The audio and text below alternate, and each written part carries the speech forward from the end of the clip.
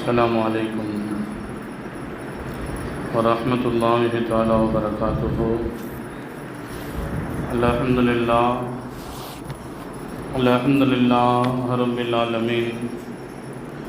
نحمد الله العظيم نصلي ونسلم على رسوله الكريم أما بعد. قال الله سبحانه وتعالى في القرآن العظيم الفرقان المجيد: أعوذ بالله من الشيطان الرجيم بفضل بسم الله الرحمن الرحيم.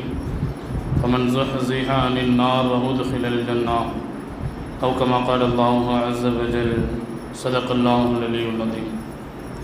وقال رسول الله صلى الله عليه وسلم: إذا مات الإنسان انقطع عمله أو كما قال عليه الصلاة والتسليم. صدق نبي الله سيد البشر محمد صلى الله عليه وسلم. அல்லாஹும் அல்லாஹுடைய ரசூலும் எந்தெந்த நல்ல காரியங்களை எடுத்து நடக்க சொன்னார்களோ அந்த நல்ல காரியங்களை எடுத்து நடக்கக்கூடிய தௌஃபீக்கையும், அல்லாஹும் அல்லாஹுடைய ரசூலும் எந்தெந்த தீமையான காரியத்தை விட்டும் நம்மை தடுத்தார்களோ அந்த தீமையான காரியத்தை விட்டும் தவிர்ந்திருக்கிற தௌஃபீக்கையும் அல்லாஹு ஸுப்ஹானஹு வ தஆலா எனக்கும் உங்களுக்கும் உலகத்தில் வாழுகிற எல்லா விதமான எல்லா முஃமின்களுக்கும் தர வேண்டும் என்ற துவாவோடு என் வார்த்தைகளை துவங்குகிறேன். கண்ணியத்திற்குரியவர்களே, இன்றைய ஜும்மாவினுடைய சிந்தனையாய் வக்ஃப் என்றால் என்ன என்றதொரு தலைப்பின் கீழ் ஒரு சில வார்த்தைகளை உங்களோடு நாம் பகிர்ந்து கொள்ள ஆசைப்படுகிறோம். இவ்வையகத்தில் மனித சமூகத்தின் வாழ்நாள் என்பது அற்பமான சொற்பமான ஆயுள் காலங்களை கொண்டது. கொஞ்ச கால வாழ்வில் எத்தனை சிந்தனைகள், கனவுகள், எதிர்பார்ப்புகள். சிந்தனைகளுக்கு செயல் வடிவம் கொடுக்க நினைக்கிறான் மனிதன். கனவுகளை நினைவுகளாக ஆக்க ஆசைப்படுகிறான் மனிதன். எதிர்பார்ப்புகளை பெறவும் அதை அடையவும் முயற்சி செய்கிறான் மனித இனம். சுருங்கச் சொல்வதானால் மனிதனின் வாழ்வியல் பயணம் என்பது ஏதோ ஒன்றை இலக்காக லட்சியமாக வைத்து அவனுடைய வாழ்க்கை பயணம் அன்றாட கழிகிறது என்பதை நம்மால் புரிந்து கொள்ள முடிகிறது. அல்லாஹ்வுடைய வார்த்தையில் சொல்வதானால் ஃபமன் ஸுஹ்ஸிஹ அனின் நார் வ உத்கிலல் ஜன்னah. அல்லாஹ் குர்ஆனிலே தீர்க்கமாக சொல்கிறான், இந்த உலகத்தினுடைய வெற்றி என்பது, நாம் இந்த உலகத்தில் வாழ்ந்தோம் என்பதற்கான ஆதாரம் என்பது, நாம் இந்த உலகத்தில் தான் வாழ்ந்திருக்கிறோம் என்பதற்கான அடையாளம் என்பது மறுமையினுடைய வெற்றியில், மறுமையினுடைய வளர்ச்சியில் தான் இருக்கிறது என்று அல்லாஹ் ஸுப்ஹானஹு வ தஆலா திருமறையின் வாயிலாக நமக்கு தெளிவுபடுத்துகிறார். ஒரு முஃமின் என்பவன், அவன் ஒரு முஃமினுடைய இலக்கும் இலட்சியமும் இறைவன் சொல்வதை போல மறுமை மட்டும்தான், மறுமையினுடைய வெற்றி மட்டும்தான். அதற்கான அல்லாஹ்வுடைய ஏற்பாடு தான் குர்ஆனை இந்த உம்மத்திற்கு அன்பளிப்பாக, அன்னலாரையும் அன்னலாருடைய நபிமொழிகளையும் இந்த உம்மத்திற்கு அன்பளிப்பாக, சாலிஹீன்கள் நமக்கு முன்னோர்களாக இருக்கிற நல்லவர்கள், வலிமார்கள், இறைநேசர்களை அல்லாஹ் இந்த உலகத்தில் இந்த மனித சமூகத்திற்கு தந்து மனிதன் எப்படியாவது மறுமையில் வெற்றி பெற்று விட வேண்டும், மறுமை மட்டும்தான் அவனுடைய இலக்காக இருக்க வேண்டும் என்பதற்காக வேண்டி இவைகளெல்லாம் அல்லாஹ்வுடைய ஏற்பாடுகள் என்பதை நம்மால் அறிய முடிகிறது. குர்ஆனையும் ஹதீஸையும் நீங்கள் பிரட்டி பாருங்கள். ஒரு பக்கத்தில் அல்லாஹ் ஒரு 3 தடவையாவது சொல்லிடுவான். ஸல்லல்லாஹு அலைஹி வஸல்லம் தன்னுடைய நபிமொழிகளிலே 10 ஹதீஸுகள் இருக்கிறது என்றால் அதில் 5 விதமான ஹதீஸுகள் நன்மைகளை நீங்கள் அதிகம் செய்யுங்கள், நன்மைகளில் நீங்கள் ஆர்வம் காட்டுங்கள், நன்மைகளை சிரமம் பாராமல் செய்யுங்கள், யார் சிரமப்படுகிறார்களோ அவர்களுக்கு நன்மை பாரதூரமாக இருக்கும், நன்மை என்பது மறுமையினுடைய வெற்றிக்கு அடித்தளமாக இருக்கும், நன்மைகளை நீங்கள் இப்படி செய்யுங்கள் என்று குர்ஆனும் ஹதீஸும் நமக்கு மாறி மாறி ஆர்வத்தையும் ஆசைகளையும் நமக்கு ஊட்டுகிறது. அதற்கு அடிப்படையான காரணம் என்ன? ஒருவர் நன்மை செய்வதன் மூலமாக என்ன கிடைக்கும் என்றால் அல்லாஹ் ஸுப்ஹானஹு வ தஆலா 2 பாக்கியங்களை நன்மைகளின் மூலம் தருகிறான் என்று குர்ஆன் நமக்கு வாக்களிக்கிறது. 2 பாக்கியம் கிடைக்கும் நன்மை செய்கிறதுனால, நல்லமல்கள் செய்கிறதுனால. ஒன்று, அல்லாஹ்வுடைய பொருத்தம் கிடைக்கும். உலகத்தில் நம்ம அதுக்காண்டி தான் வாழணும். எதுக்காண்டிங்க தொழுவுறீங்க? இல்லை, அல்லாஹ்வை சந்தோஷப்படணும், அல்லாஹ்வுடைய திருப்திக்காக வேண்டி தொழுகிறேன். எதற்காக வேண்டி ஜக்காத்து தருகிறீர்கள்? அல்லாஹ்வுடைய பொருத்தம் கிடைக்க வேண்டும் என்பதற்காக வேண்டி தருகிறேன். 30 நாள் பகல் முழுக்க பட்டினியாக இருக்கிறீங்களே ரமலானுடைய காலங்களில் என்றால் என் இறைவனுக்காக வேண்டி நான் பசியோடு இருக்கிறேன் என்று சொல்லக்கூடிய மனிதர்கள் உலகத்தில் பரவலாக இருக்கிறார்கள். எதை செய்தாலும் அல்லாஹ்விற்காக வேண்டி அந்த நல்ல காரியங்களை நற்கர்மங்களை செய்ய வேண்டும் என்று நினைக்கிறோம். அதற்கு அடிப்படையான காரணம் என்ன? அல்லாஹ்வுடைய பொருத்தம் கிடைக்க வேண்டும். இரண்டாவது, அல்லாஹ்வுடைய பொருத்தம் கிடைச்சிருச்சுன்னா மறுமையில் வெற்றி நிச்சயம் என்பதை அல் குர்ஆன் நமக்கு மிக தெளிவாக சொல்லித் தருகிறது என்பதை நாம் கவனத்தில் வைக்க வேண்டும். அந்த வரிசையில் அமல்கள் என்பது பல வகையாக அல்லாஹ் தந்திருக்கிறார். இந்த உலகத்தில் அமல்கள் என்பது ஒரு வகையான அமல்கள் மட்டுமில்லை.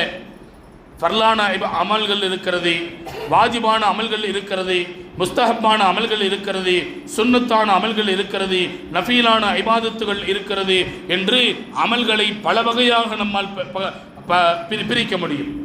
கண்ணியத்திற்குரியவர்களே, ஆனால் அந்த அமல்களுடைய வகைகளை மூன்றாக இஸ்லாம் மிக தெளிவாக சொல்லித் தருகிறது.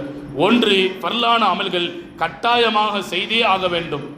செய்தால் நன்மை கிடைக்கும், அல்லாஹ்வுடைய பொருத்தம் கிடைக்கும். செய்யவில்லை என்றால் பாவம் கிடைக்கும், அல்லாஹ்வுடைய கோபமும் கிடைக்கும். ஃபர்லான அமல்கள் முதல் வகை. இரண்டாவது வகை இருக்கிறது சுன்னத்தான அமல்கள். செய்தால் அதிகமான நன்மை இருக்கிறது, அல்லாஹ்வுடைய பொருத்தம் கிடைக்கும். செய்யவில்லை என்றால் அல்லாஹ்வுடைய சன்னிதானத்திற்கு முன்னால் நாம் எல்லாம் குற்றம் பிடிக்கப்படுவோம். சுன்னத்தான அமல்கள். மூன்றாவது வகை ஒன்று அமல்கள் இருக்கிறது நஃபீலான இபாதத்துகள். இந்த நஃபீலான இபாதத்துகள் செய்ய வேண்டும் என்கின்ற கட்டாயம் இல்லை.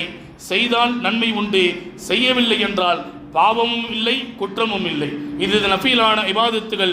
மூன்று வகையான இபாதத்துகளை இஸ்லாம் சொல்லி மனித இனம் இந்த அமல்களின் மூலமாக அல்லாஹ்வுடைய பொருத்தத்தையும் மறுமையினுடைய வெற்றியையும் தங்கள் கைவசம் ஆக்கிக் கொள்ள வேண்டும் என்பதுதான் அல்லாஹ் ரசூல் நமக்கு சொல்லித் தருகிற செய்தி என்பதை நாம் கவனத்தில் வைக்க வேண்டும். கண்ணியத்திற்குரிய அல்லாஹ்வினுடையார்களே, அந்த வரிசையில்தான் தர்மம் என்பது மூன்று வகைகளாக அல்லாஹ் ஆக்கியிருக்கிறார்.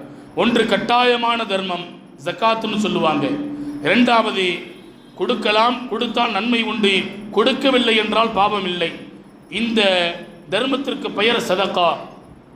மூன்றாவது வகை ஒரு தர்மம் இருக்கிறது, நாம் மட்டும் பயனடைவதல்ல, எல்லா மக்களும், என்னுடைய சகோதரர்களும், மற்ற முஃமின்களும், முஸ்லிம்களும், பொதுமக்களும் பயன்பெற வேண்டும் என்பதற்காக வேண்டி தர்மம் செய்வதே. இதற்கு பெயர்தான் இஸ்லாத்தில் வக்ஃபினுடைய தர்மம் என்று இஸ்லாம் அதற்கு நமக்கு வரையறையை சொல்லித் தருகிறது. வக்ஃபுனா என்ன? வக்ஃபு என்றால் என்ன? கண்ணியத்திற்குரியவர்களே, நிலையான தர்மத்திற்கு பெயர்தான் வக்ஃபு. அந்த வக்ஃபினுடைய சொத்தை வக்ஃபு செய்ததற்கு பின்னால் யாரும் சொந்தம் கொண்டாட முடியாது. இஸ்லாத்தில் மிக அழகாக சொல்லித்தரப்பட்டிருக்கிறது. நபிகள் நாயகம் ஸல்லல்லாஹு அலைஹி வஸல்லம் அவர்கள் சொல்லுவார்கள், இதா மாத்தல் இன்சானு இன்கதா அமலுஹு. ஒரு மனிதன் மரணித்து விட்டால் அவனுடைய எல்லா அமல்களும் நின்று விடுகிறது. அதுக்கு பின்னாடி அவனால் சொல்ல முடியாது. மௌத்தா போயிட்டா சுப்ஹானல்லாஹ் சொல்ல முடியாது. மௌத்தா போயிட்டா ஒரே ஒரு பக்கம் குர்ஆனை ஓத முடியாது. மௌத்தா போயிட்டா வீட்டில் இருக்கிற பணத்தை ஒரு 100 ரூபாய் சதக்கா செய்ய முடியாது. ஸல்லல்லாஹு அலைஹி வஸல்லம் அவங்க சொன்னாங்க, ஒரு மனிதன் மரணித்து விட்டால் அவனுடைய எல்லா அமல்களும் தடுக்கப்பட்டு விடுகிறது, நிப்பாட்டப்பட்டு விடுகிறது, அவனை விட்டு துண்டிக்கப்பட்டு விடுகிறது. 3 விஷயங்களை தவிர 3 விஷயத்தை யாராலையும் துண்டிக்க முடியாது. அதை அல்லாஹ் அந்த மனிதனுக்கு கைவசமாக்கி தருகிறான் என்றார்கள் ஸல்லல்லாஹு அலைஹி வஸல்லம். 3 விஷயம் என்ன? ஒன்று சதக்கத்துல் ஜாரியா, நிலையான தர்மம். நம்ம மௌத்தா போனதுக்கு பின்னாடி கூட அந்த தர்மம் நம்மளை வந்து அடையும். நம்முடைய மறுமை வரை, நம்முடைய மன்னரை வரை அந்த நன்மை நம்மை வந்து சேர்ந்து கொண்டே இருக்கும்.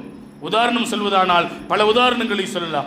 ஒரு மதரசாவுக்காண்டி மதரசாவினுடைய பிள்ளைகளுக்காக வேண்டி நாம் பணங்களை செலவு செய்வது, அல்லது பள்ளிவாசலுக்காக வேண்டி நாம் பணங்களை செலவு செய்வது. பள்ளிவாசலில் ஒரு முசல்லா, அல்ல பள்ளிவாசலில் ஒரு ஃபேனு, ஒரு லைட்டு, இது இருக்கும் காலமெல்லாம் நாம் மரணித்ததற்கு பின்னாலும் இது சதக்கத்துல் ஜாரியா, நிலையான தர்மம் என்றார்கள் ஸல்லல்லாஹு அலைஹி வஸல்லம். முதலாவது வகையை அண்ணல் பெருமான் அழகாக நமக்கு சொல்லித் தருகிறார்கள்.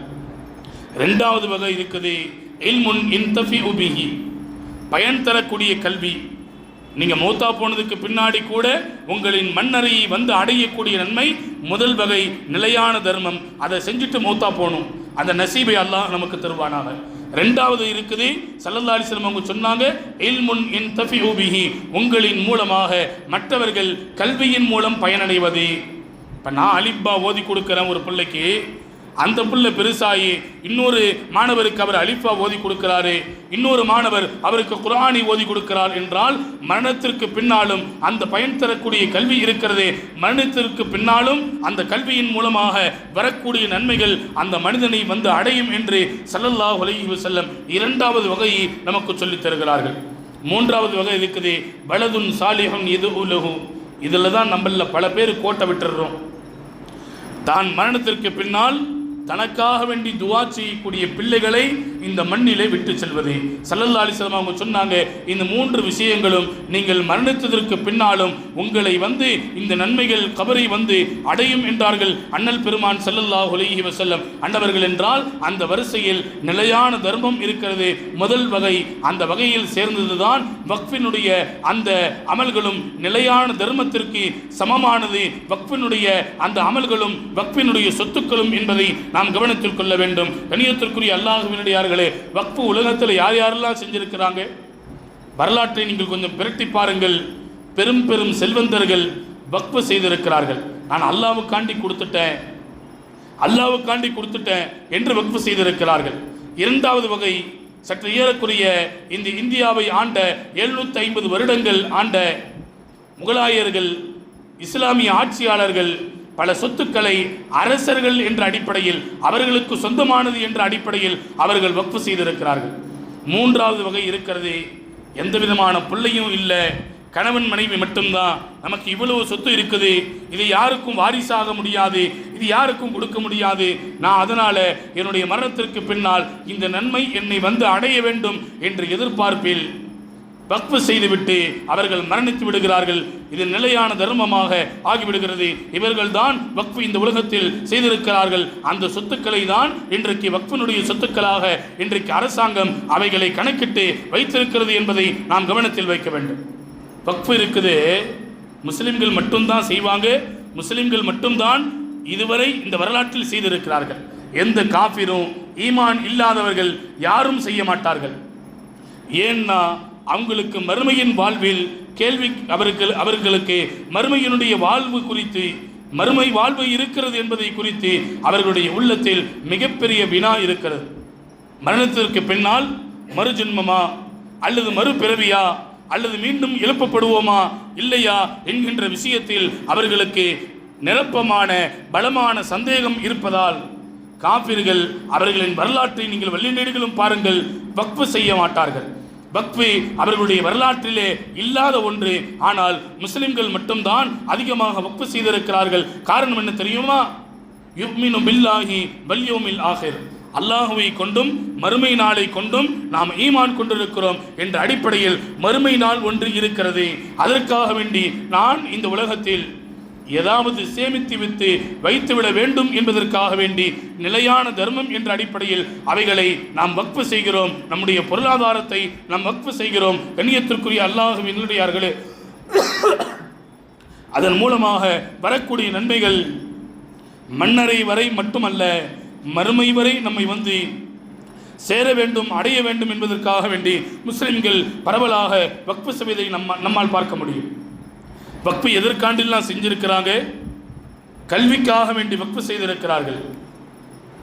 இரண்டாவது, மருத்துவத்திற்காக வேண்டி வக்ஃபு செய்திருக்கிறார்கள். பல்வேறு மருத்துவமனைகள் இன்றைக்கு வக்ஃபினுடைய சொத்துக்களாக இருக்கிறது. பல்வேறு இடங்கள் மக்கள் பயன்பெற வேண்டும் என்பதற்காக வேண்டி அந்த சொத்துக்களை வக்ஃபு செய்திருக்கிறார்கள். காரணம் என்ன தெரியுமா? மறுமையின் ரகசியத்தை அவர்கள் புரிந்ததின் அடிப்படையாக இந்த மண்ணில் தனக்கான சொத்தை அவர்கள் வக்ஃபு செய்துவிட்டு மரணித்து இருக்கிறார்கள். கண்ணியத்திற்குரிய அல்லாஹ்வினுடையார்களே, அவைகள் தான் இன்றைக்கு நமக்கு முன்னால் இருக்கக்கூடிய வக்ஃபினுடைய சொத்துக்கள் என்பதை நாம் கவனத்தில் வைக்க வேண்டும். வக்ஃபு என்ற அந்த அரபி வார்த்தைக்கு தமிழிலே நாம் மொழிபெயர்ப்பு செய்வதானால் நிறுத்துதல், ஸ்டாப், நிப்பாட்டுதல் என்று அதற்கான மொழிபெயர்ப்பை நம்மால் செய்ய முடியும். அப்படின்னா என்ன? இதுவரைக்கும் ஒருவரின் அனுபவத்தில் இருந்திருக்கிறார், ஒருவர் அதை ஆண்டு அனுபவித்திருக்கிறார். அவர் வக்ஃபு செய்ததற்கு பின்னால் அவர் அதை சொந்தம் கொண்டாட முடியாது, அவருக்கான சொத்து அல்ல, அது மக்களுக்கான, பொதுமக்களுக்கான, பொது முஸ்லிம்களுக்கான சொத்தாக அது மாறிவிடுகிறது. வக்ஃபினுடைய அடிப்படையான சட்டமே இதுதான் என்பதை இஸ்லாம் மிக தெளிவாக நமக்கு சொல்லி தந்திருக்கிறது. கண்ணியத்திற்குரிய அல்லாஹ்வினுடையார்களே, உலகத்தில் இருக்கக்கூடிய பல்வேறு மஸ்ஜிதுகள் பல்வேறு மதரசாக்கள் இவைகளெல்லாம் வக்ஃபினுடைய இடத்தில்தான் இருக்கிறது. அதனால் இதை யாரும் ஒரு தனிநபராக வந்து சொந்தம் கொண்டாட முடியாத அளவிற்கு வக்ஃபினுடைய சட்டங்கள் மிக தெளிவாக சொல்லப்பட்டிருக்கிறது. கணியத்திற்குரியவர்களே, வக்ஃபினுடைய சட்டம் மேலும் என்ன இருக்குதுன்னா, நான் மனசில் நினச்சிக்கிட்டேன், இந்த இடத்தை நான் அல்லாஹ்வுக்காண்டி வக்ஃபு செஞ்சுட்டேன், மார்க்கம் அதை வக்ஃபு என்று ஏற்றுக்கொள்ளவே இல்லை.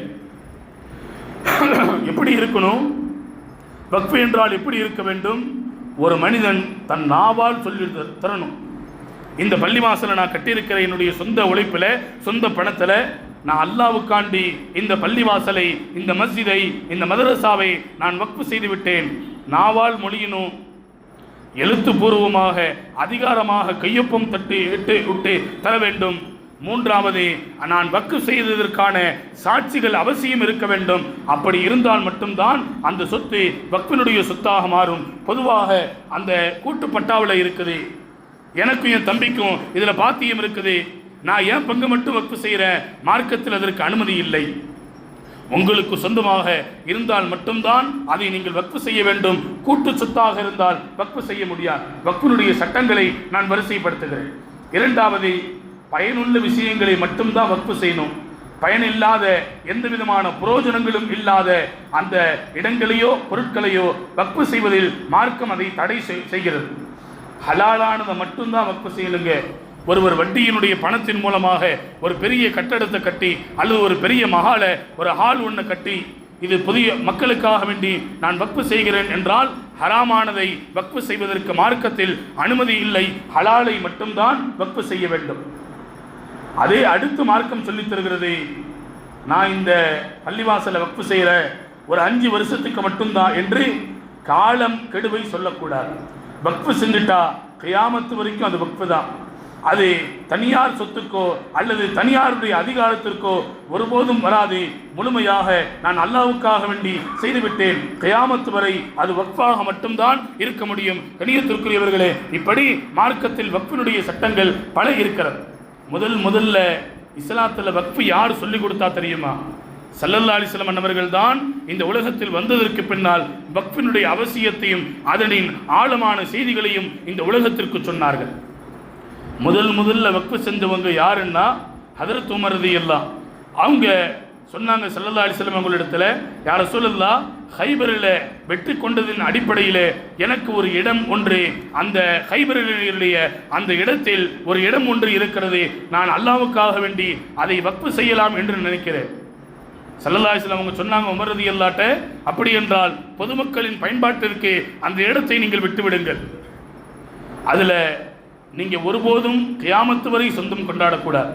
நீங்கள் மட்டுமல்ல, உங்களுடைய சந்ததிகள் வரை யாரும் அதில் சொந்தம் கொண்டாடக்கூடாது. இரண்டாவது சொன்னார்கள், யாரும் அந்த இடத்தை அன்பளிப்பாக மற்றவர்களுக்கு தர முடியாது. மூன்றாவது சொன்னார்கள், கண்ணியத்திற்குரியவர்களே, நபிகள் நாயகம் ஸல்லல்லாஹு அலைஹி வஸல்லம் மற்றவர்களிடத்தில் ஒருபோதும் அதை விற்க முடியாது. இது வக்ஃபினுடைய அடிப்படையான சட்டத்தை அண்ணல் பெருமான் ஸல்லல்லாஹு அலைஹி வஸல்லம் உமர் ரலியல்லாஹு தஆலா அவர்களின் மூலமாக இந்த உலகத்திற்கு சொல்லித் தருகிறார்கள் என்பதை நாம் கவனத்தில் வைக்க வேண்டும். இந்த இந்தியாவிலே வக்ஃபினுடைய சொத்துக்கள் என்பது 3வது இடத்தில் இருக்கிறது.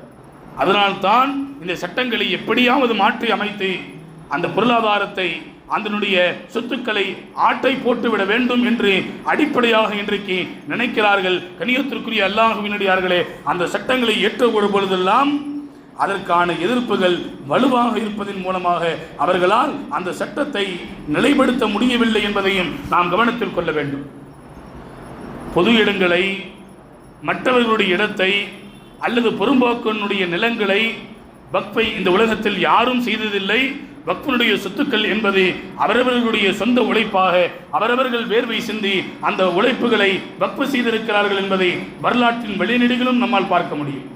ஒரு பொது இடம் வக்ஃபு செஞ்சிட்டாரு, ஒரு பொறும்போக்கு நிலம் வக்ஃபு செஞ்சிருக்கிறாரு, இது மக்களுக்கு இடையூறு தரக்கூடிய இடம், இதை வக்ஃபு செய்திருக்கிறார்கள் என்று உலகத்தில் யாராலும் சொல்ல முடியாது.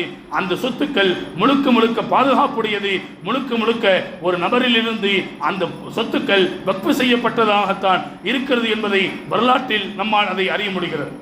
நபிகள் நாயகம் ஸல்லல்லாஹு அலைஹி வஸல்லம் மதீனாவுக்கு வந்த உடனே ஒரு பள்ளிவாசல் ஒன்று கட்டணும்னு நினைக்கிறாங்க. ஸல்லல்லாஹு அலைஹி வஸல்லம் அவர்கள் பள்ளிவாசலை கட்டுவதற்காக வேண்டி ஒரு இடம் ஒன்றை தேர்வு செய்கிறார்கள். அந்த இடம் யாருடையது என்று கேட்கிறார்கள். சஹாபிகள் சொன்னாங்க, அல்லாவுக்காக வேண்டி இறை இல்லம் கட்டுவதாக இருந்தால் நாங்கள் இதை அன்பளிப்பாக தருகிறோம்.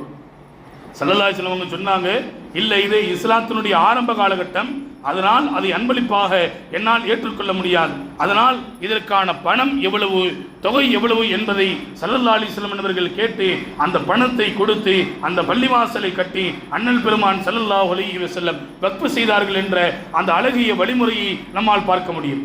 இஸ்லாத்தில் இவ்வளவு தெளிவான வக்ஃபினுடைய சட்டங்கள் சொல்லப்பட்டிருக்கிறது என்றால் மற்றவர்களுடைய சொத்துக்கள், மாட்டார்களுடைய சொத்துக்களை எப்படி நாம் வக்ஃபாக சொல்லியிருப்போம் என்பதை கவனத்தில் கொள்ள வேண்டும். கண்ணியத்திற்குரிய அல்லாஹ்வின் ஒரு முஸ்லிம் மட்டும்தான் வக்ஃப் செய்ய முடியும், ஒரு காஃபினுடைய இடத்தை வக்ஃப் செய்ய முடியாது. நான் மீண்டும் உங்களுக்கு ஞாபகப்படுத்துவேன், இந்தியாவினுடைய பொதுத்துறை நிறுவனங்களில் 3வது இடத்தில் வக்ஃபினுடைய சொத்துக்களும் அதனுடைய பொருளாதாரங்களும் இருப்பதுதான் இன்றைக்கு இருக்கக்கூடிய ஆட்சியாளர்களுக்கு அது உறுத்தலாக இருக்கிறது.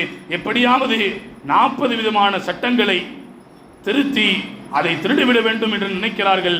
ஆனால் அவர்களுடைய பகல் கனவு ஒருபோதும் பலிக்காது என்பதை நாம் இந்த நேரத்தில் சொல்வதற்கான கடமைப்பட்டிருக்கிறோம் என்பதை நாம் கவனத்தில் வைக்க வேண்டும். வக்ஃபில் எவ்வளவு இஸ்லாம் ஆழமான சட்டங்களை சொல்லித் தருகிறது என்றால், ஒருவர் குர்ஆன் ஒன்று வாங்கிட்டு வராரு, பள்ளிவாசல்ல வச்சுட்டார். இந்த பள்ளிவாசலுக்காக வேண்டி இந்த குர்ஆன் வக்ஃப் செய்யப்பட்டு விட்டது. அப்படி என்றால் அந்த குர்ஆனை எடுத்துக்கொண்டு வெளியிலே செல்வதோ அல்லது பக்கத்தில் போய் குர்ஆனை எதுவும் பண்ண முடியாது, ஓததான் முடியும். அந்த குர்ஆனை நான் வீட்டில் போய் உட்கார்ந்து ஓதிக்கிறேனே, அப்படி என்றால் கூட மார்க்கம் அதை தடை செய்கிறது. மார்க்கத்தில் அதற்கு அனுமதி இல்லை. எந்த நோக்கத்திற்காக வேண்டி வக்ஃப் செய்யப்பட்டிருக்கிறதோ அந்த நோக்கத்தை மட்டும்தான் அந்த பொருளின் மூலமாக, அந்த இடத்தின் மூலமாக, அந்த பொருளாதாரத்தின் மூலமாக பயன்படுத்த வேண்டுமே தவிர வேறு ஒரு நோக்கத்திற்காக வேண்டி அந்த பொருளாதாரமோ அந்த இடமோ அந்த பொருளோ பயன்படுத்தப்பட்டால் அது பாவமாக இஸ்லாத்தின் பார்வையில் கருதப்படுகிறது என்பதை நாம் கவனத்தில் வைக்க வேண்டும். கண்ணியத்திற்குரிய அல்லாஹ்வின். ஆனால் இன்றைக்கு இருக்கக்கூடிய சட்ட திருத்தம் எப்படி தெரியுமா? ஒரு காஃபிர் கூட அல்லது மார்க்கத்தை அறியாதவர்கள் கூட இந்த சட்டத்தில் இடம்பெற்று அவர்கள் அதை மாற்றி அமைப்பதற்கும் அதற்கான மறு விஷயங்களை செய்வதற்கும் அவர்களுக்கு உரிமை இருக்கிறது என்று சொல்கிறார்கள் என்றால், கண்ணியத்திற்குரியவர்களே, ஒரு முஸ்லிமாக இருப்பவர்கள் மார்க்கத்தை அறிந்திருப்பார்கள். முஸ்லிமாக இருப்பவர்கள் மார்க்கத்தினுடைய அடிப்படையான சட்டங்களை அறிந்திருப்பார்கள். அவர்கள் சட்டம் சொன்னால் சரி, மற்றவர்களும் மாட்டார்களும் எப்படி இறைவனுக்கு பயந்து அவர்கள் சட்டம் சொல்ல மாட்டார்களோ அதுபோல இந்த வக்ஃபிலே மாட்டார்களும் மற்றவர்களும் உள்ளே வருவது என்பது மார்க்கம் அதை முழுமையாக தடுக்கிறது என்பதை நாம் கவனத்தில் வைக்க வேண்டும். கண்ணியத்திற்குரியவர்களே, நம்ம வரலாற்றை நீங்கள் கொஞ்சம் புரட்டி பாருங்க.